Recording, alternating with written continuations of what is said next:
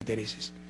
El gobierno de la Revolución Ciudadana desde un inicio se planteó solucionar definitivamente el dogal de la deuda externa y coherente con su promesa y su propuesta, con una convicción profunda, lo hizo y ahora nos acercamos a declarar al Ecuador libre de deuda comercial externa y legítima.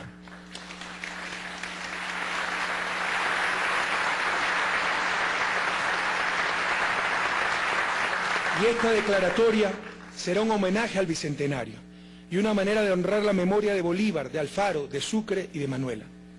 Desde la crisis de la deuda externa, el Ecuador ha tenido que destinar ingentes recursos públicos para el servicio de la deuda externa comercial, hipotecando el desarrollo nacional. La crisis empezó allá, lo que se llama la crisis de deuda externa empezó por el año 1982, cuando en agosto de ese año México se declara insolvente y cesan los flujos de crédito a América Latina.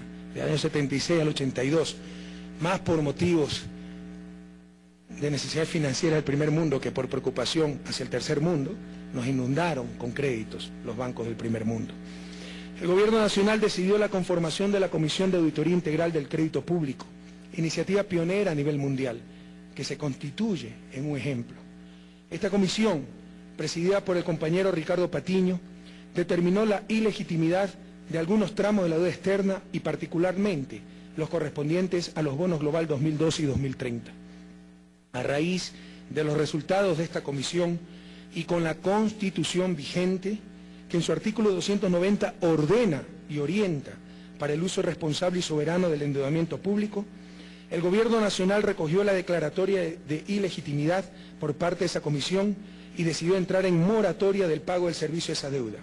Primero, de los bonos Global 2012 en noviembre de 2008 y luego de los bonos Global 2030 en febrero de este año.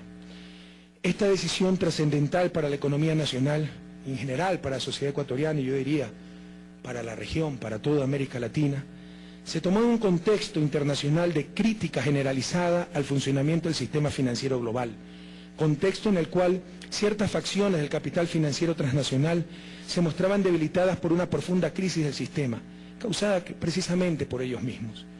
Se evidenciaron los vicios de un sistema esencialmente depredador, se expusieron los malos manejos, la corrupción, la estafa, la falta de regulación y el fracaso del paradigma neoliberal. Las calificadoras internacionales, que habían otorgado calificaciones AAA a instrumentos financieros catalogados como basura, modificaron la calificación de riesgo del Ecuador a la baja por rehusarnos a pagar deuda.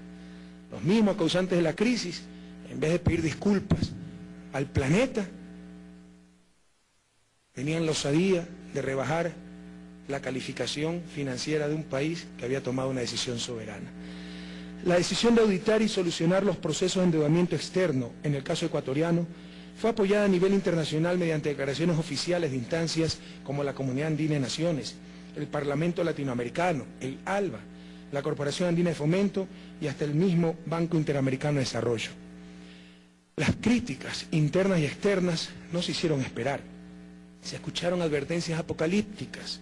Se vaticinó la hecatombe para la economía nacional si el Ecuador dejaba de pagar sus acreencias externas. Se crearon falsas expectativas de crisis. Se vaticinó el cierre de acceso de financiamiento para el Ecuador, entre otras innumerables falsedades que no se cansaban de repetir los agoreros del desastre, anteriormente magos de las finanzas neoliberales.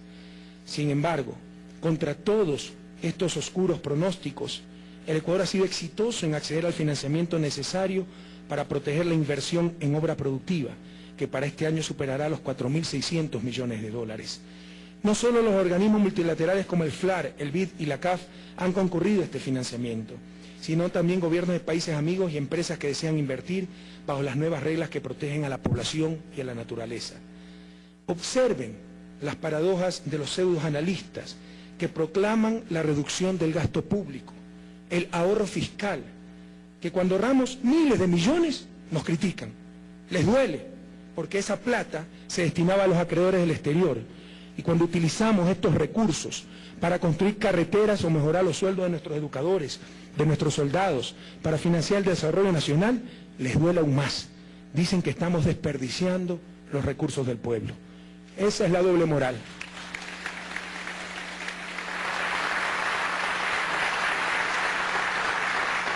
Esa es la doble moral de esta gente. austeros cuando hay que financiar el desarrollo, pero generosos hasta el infinito para pagar la deuda externa. Con esa filosofía perversa se constituyó el FEIREP. No nos olvidemos de la historia. Jamás nos olvidemos lo que fue ese mamotreto llamado FEIREP. Un fideicomiso para recomprar la deuda externa, garantizando con petróleo esa recompra y preanunciándola a los mercados internacionales, lo cual produjo que los bonos se vendieran hasta con premio. Este fondo nunca fue de ahorro. Fue un fondo para garantizar a los acreedores de los bonos global y para supuestamente bajar el riesgo país, indicador generado por un ex banco de inversión privado que mide la rentabilidad de la deuda comercial soberana, más no el riesgo de la economía nacional. El pueblo ecuatoriano tiene que enterarse de que pese al famoso FEIREP, durante el régimen de Gutiérrez y sus Mauricios, los bonos globales ecuatorianos siguieron siendo los más riesgosos del continente e incluso del mundo. Imagínense que hasta cambiaron leyes de la ciencia y de la química para destinar nuestro petróleo a garantizar a los tenedores. Se inventaron una nueva definición de crudo pesado para dirigirlo a ese fondo, porque en principio ese fondo iba a ser alimentado solamente por el crudo pesado transportado por el nuevo oleoducto, el OCP, para desviar más recursos del presupuesto nacional a garantizar pago de deuda. Redefinieron lo que era crudo pesado, para de esa manera, insisto, tener más dólares garantizando el pago de la deuda. En relación a nuestra moratoria, el ataque también fue internacional. La prensa, entre comillas, especializada, atacó al Ecuador por su decisión soberana. Seguramente habrá más ataques, dado el éxito rotundo que hemos tenido en solucionar el problema de los bonos global. Somos peligrosos, podemos dar mal ejemplo al resto de países endeudados, ¿verdad?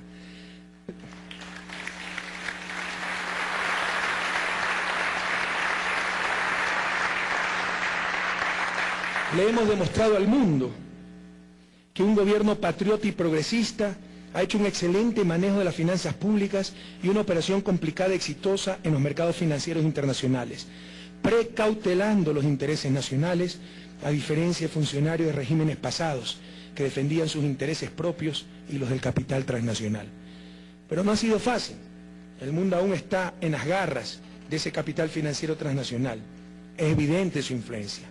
Las cláusulas riesgosas que firmaron esos traidores a la patria nos obligan a cuidarnos frente a fondos buitres, especuladores profesionales en extirpar la riqueza de las naciones en base a juicios, demandas y arbitrajes.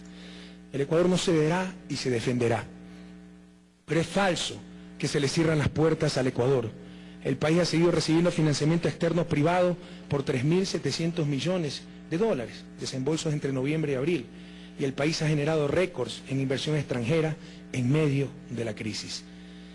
Los resultados de esta renegociación soberana, patriótica de la deuda externa, como ya los mencionó la ministra de Finanzas, son los siguientes.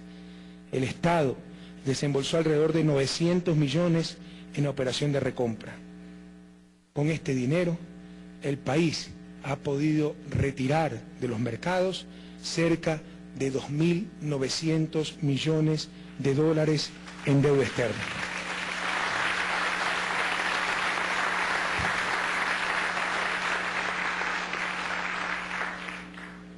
Es decir, en términos nominales, el país habría ahorrado cerca de 2.000 millones de dólares.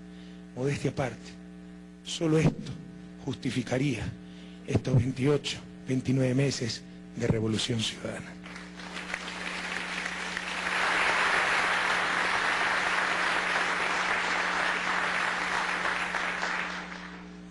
Si comparamos a valor de mercado los valores promedios de los últimos meses y años, cerca de 65% del valor nominal, el ahorro bordearía los 1.000 millones de dólares.